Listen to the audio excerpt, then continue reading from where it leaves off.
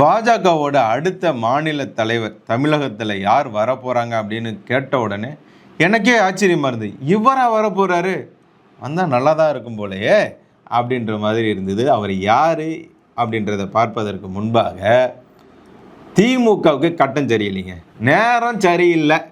ஏன் சொல்கிறேன் அப்படின்னா, தவேக ஆட்சிக்கு வராது, இவங்க ஜெயிக்க மாட்டாங்கன்னு இருந்தாங்க.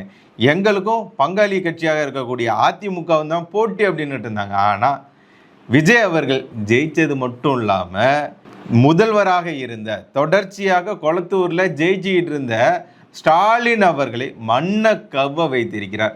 அந்த கவ்வுன மண் ஈவேரா மண்ணா ஆன்மீக மண்ணா அப்படின்றது தெரியல, மண்ணை கவ்வி இருக்கிறார் ஸ்டாலின் அவர்கள். ஒரு எதிர்கட்சி தலைவர் அந்தஸ்து கூட இல்லை, முன்னாள் எம்எல்ஏ, அதாவது முதல்வராக வரல, சரி ஓகே, எம்எல்ஏவாக கூட தேர்வாகாத ஒரு நபராக தோற்கடித்து இருக்கிறார்.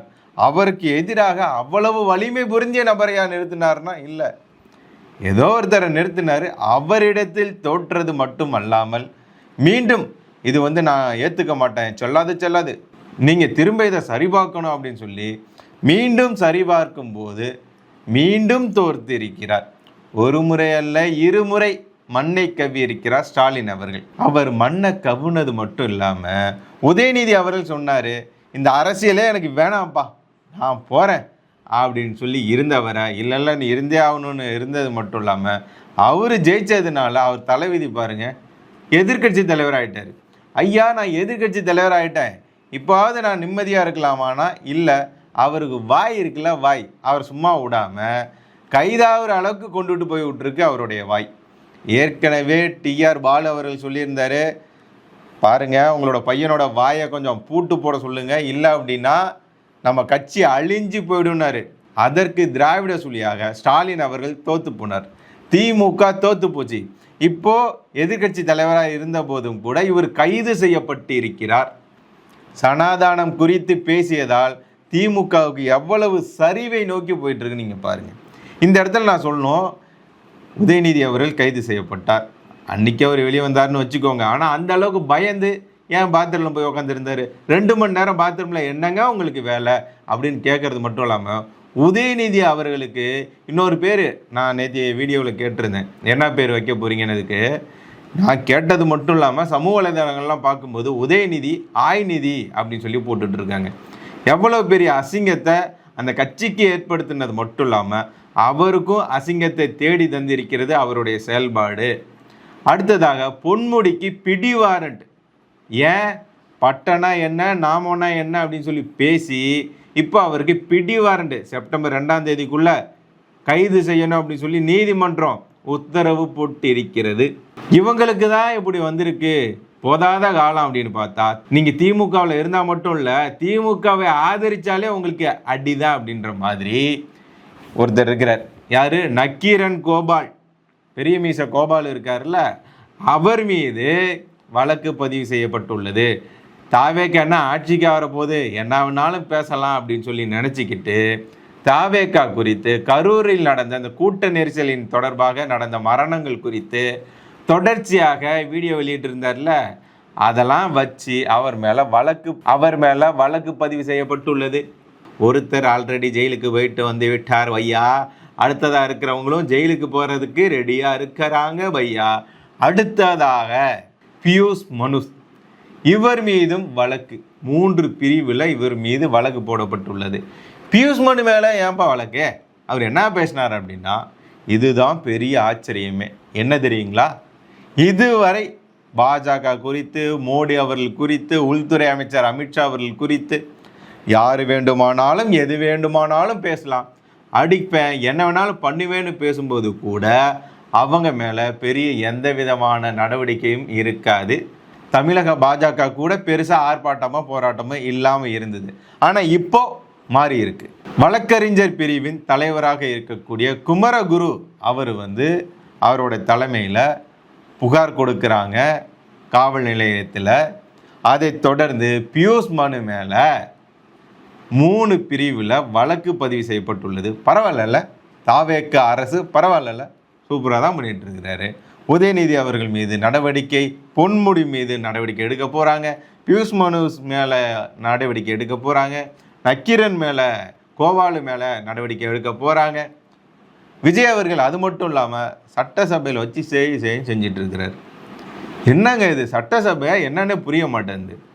அதிமுக செல்வி ஜெயலலிதா அவர்கள் இருக்கும்போது எப்படி இருந்ததோ அதே மாதிரி தான் இப்போவும் இருக்குது. சும்மா ஃபயராக இருக்குது. அவங்க கூட சொல்ல ஆரம்பிச்சிட்டாங்க, இது செல்வி ஜெயலலிதா அவர்களின் எப்படி ஆட்சி செஞ்சாங்களோ அதே ஆட்சி தான் இதுவும், இது அம்மா அவர்களின் ஆட்சி தான் அப்படின்னு சொல்லி அவங்க சொல்ல தொடங்கி இருக்கிறாங்க. எடப்பாடி பார்த்துருப்பார், யோ அது ஏன் டைலாக்பா அப்படின்ற மாதிரி அவர் நினச்சிட்டு இருந்திருப்பார். அந்த அளவுக்கு போயிட்டு இருக்கு. தொடர்ச்சியாக திமுக ஆதரவில் இருந்தவங்க மேலெல்லாம் நடவடிக்கை எடுக்கப்படுவது பாராட்டுக்குரியது. மக்களும் பாராட்டிட்டு இருக்காங்க. விஜய் அவர்களுக்கு நான் ஓட்டு போடல, இருந்தாலும் அடுத்த முறை என்னுடைய ஓட்டு விஜய் அவர்களுக்கு தான் அப்படின்றாரு. இதெல்லாம் கமெண்ட்ஸில் நீங்களே பார்த்துருப்பீங்க. அது மட்டும் இல்லாமல் விஜய் அவர்கள் வந்தால் என்ன பண்ணுவாரோன்னு எதிர்பார்த்துக்கிட்டு இருந்தேன், இவர் என்ன பண்ண போகிறான்னு சொல்லி நினச்சேன், ஆனால் பரவாயில்ல, சும்மா அதிரடியான நடவடிக்கைகள்லாம் எடுத்துகிட்டு இருக்கிறாரு அப்படின்னு சொல்லி கூட பேசிகிட்டு இருக்கிறாங்க. இன்னொரு புறம் அண்ணாமலை அவர்கள் தனி அரசியல் பயணத்தை தொடங்கிய பிறகு இவர் பெருசாக எதுவுமே செய்ய மாட்டேன்றாருப்பா. அங்கே போய் குப்பை பொறுக்கிறேன்றாரு, இயற்கையை மாற்றணுன்றாரு, நீர்வரத்துக்கு உண்டாக்கணுன்றாரு, இந்த மாதிரி அரசியல் செய்ய ஆரம்பிச்சிருக்கிறாரு. பெருசாக யாரையும் எதிர்க்கலையே அப்படின்னு பார்க்கும்போது இல்லை, அவர் சைலண்டாக சம்பவம் பண்ணிட்டு இருக்கிறார் அப்படின்றது புரிய வருது. ஏன் சொல்கிறேன்னா, தாவேக்காவில் தற்போது இணைந்திருக்கக்கூடிய இந்த நாஞ்சில் சம்பத்னு ஒருத்தர் இருக்கார்ல, அவர் சொல்கிறார், நான் அமெரிக்காவுக்கு போயிருந்தேன், அதே நிகழ்ச்சிக்கு அண்ணாமலை அவர்களும் வந்திருந்தார். அரங்கம் சுமார் ஒரு 1000த்திற்கும் மேற்பட்ட நபர்கள் உட்காரக்கூடிய ஒரு அரங்கம், 4000 பேர் அதை சொல்கிறார். அந்த அளவுக்கு இருக்கக்கூடிய ஒரு அரங்கத்தில் உட்கார்ந்திருந்த எல்லா நபர்களும் உற்று கவனித்த ஒரு பேச்சு, கவனம் சிதறாமல் பார்த்தது யார் அப்படின்னா அது அண்ணாமலை அவர்களின் பேச்சை பார்த்தாங்க. கண்டிப்பாக இப்போ சொல்லிட்டு இருக்காங்களே விஜயா உதயநிதியா இருக்காது, 2031 தேர்தலில் விஜயா அண்ணாமலையா அப்படி தான் இருக்கும் அப்படின்னு சொல்லி அவர் சொல்கிறார். இதே கருத்தை தான் ஜேர்னலிஸ்ட் மூத்த பத்திரிகையாளராக இருக்கக்கூடிய மணி என்பவரும் பேசியிருக்கிறார்.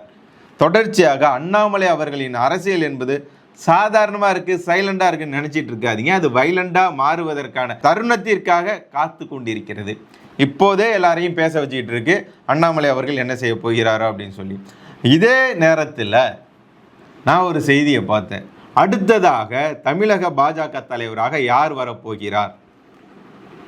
எல்லாரும் சொல்லிட்டு இருந்தது தான், தேர்தல் முடிஞ்சிருச்சு, மாநில தலைவராக இருக்கக்கூடியவரை மாற்றப் போகிறார்கள், யார் வர போகிறாரோ அப்படின்ற ஒரு கேள்வி இருந்துட்டு இருக்கு.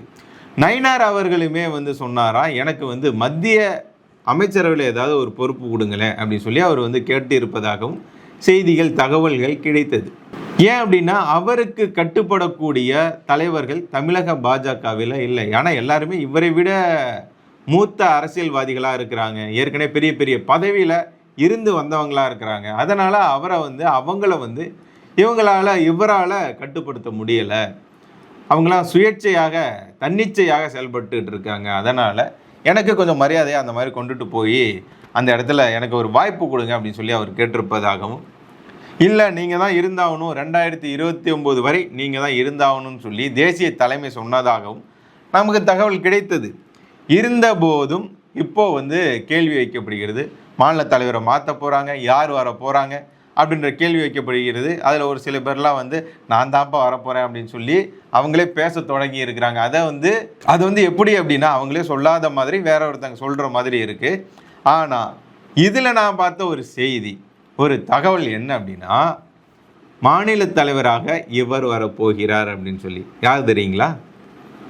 ஸ்ரீதர் வேம்பு, ஜோகோ நிறுவனர் ஸ்ரீதர் வேம்பு இருக்கார்ல, அவர் தான் அடுத்து மாநில தலைவராக பதவி ஏற்க போகிறார் அப்படின்னு தகவல் வந்தது. நடந்தால் கூட நல்லா தான் இருக்கும் அப்படின்ற மாதிரியான ஒரு எண்ணம். நீங்கள் என்ன நினைக்கிறீங்க? யார் தமிழக பாஜக தலைவராக வரப்போகிறார் அப்படின்னு நீங்கள் நினைக்கிறீங்க? ஒருவேளை இவர் நான் சொன்ன ஸ்ரீதர் வேம்பு அவர்கள் மாநில தலைவராக வந்தால் எப்படி இருக்கும்? அவர் வரலாமா? உங்களுடைய கருத்துக்களை பதிவிடுங்கள். பார்க்குறேன். I am waiting.